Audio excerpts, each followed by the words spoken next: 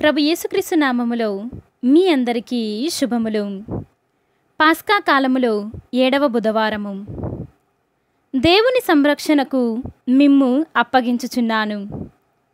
ఆయన మిమ్ము ఉద్ధరించి తన ప్రజలందరి కొరకై ప్రత్యేకించి ఆశీసులను మీకు ఒసగగలడు. మొదటి పట్టణము అపోస్తుల కార్యములు 20వ అధ్యాయము 28వ వచనము నుండి 38వ వచనం వరకు.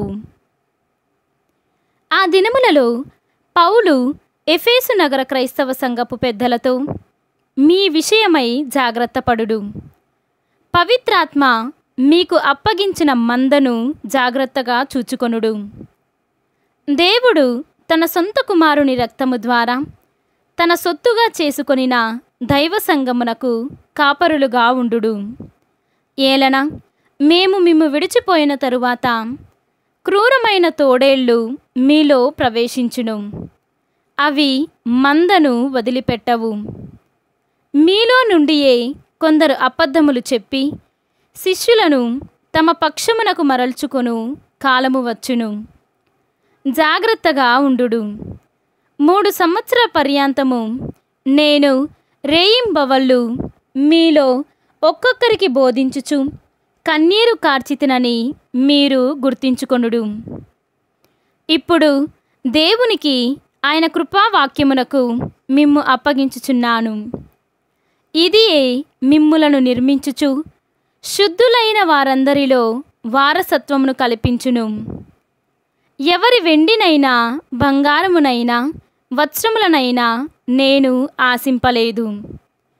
నేను ఈ నా సొంత చేతులతోనే పనిచేసి నాకు నా సహచరులకు కావలసిన దానిని సమకూర్చుయుంటినని మీకు తెలియను కదా.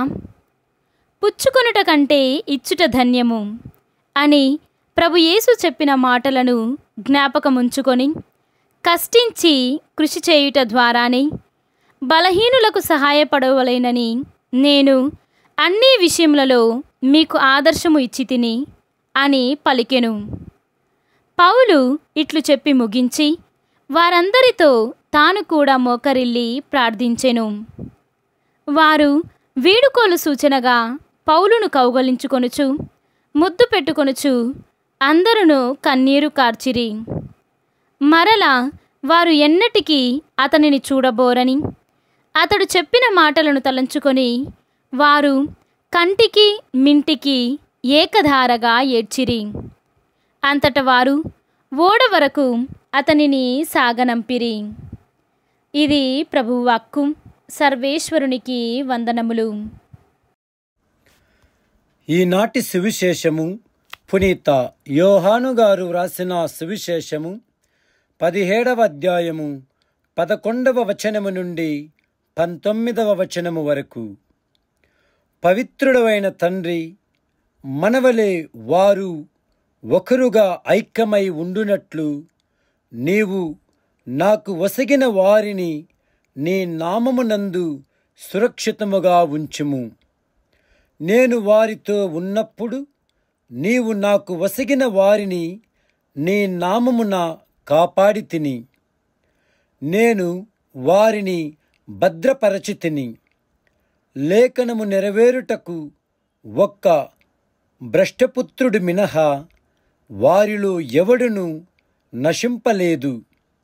కాని నేను ఇప్పుడు నీ యొద్దకు వచ్చుచున్నాను.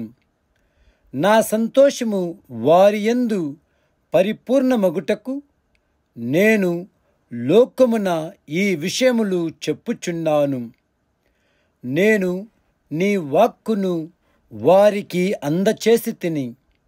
కాని లోకము వారిని ద్వేషించినది. ఏలయన నావలే వారు లోకమునకు చెందినవారు కారు.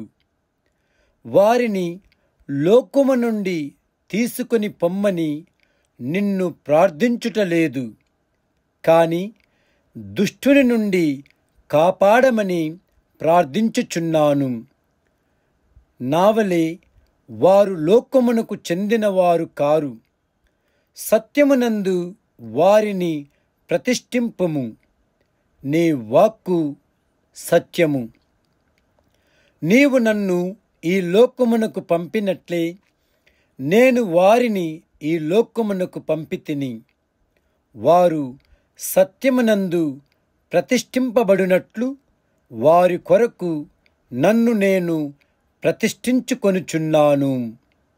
ఇది క్రీస్తు సువిశేషము. క్రీస్తువా మీకు స్తుతి కలుగునుగాక.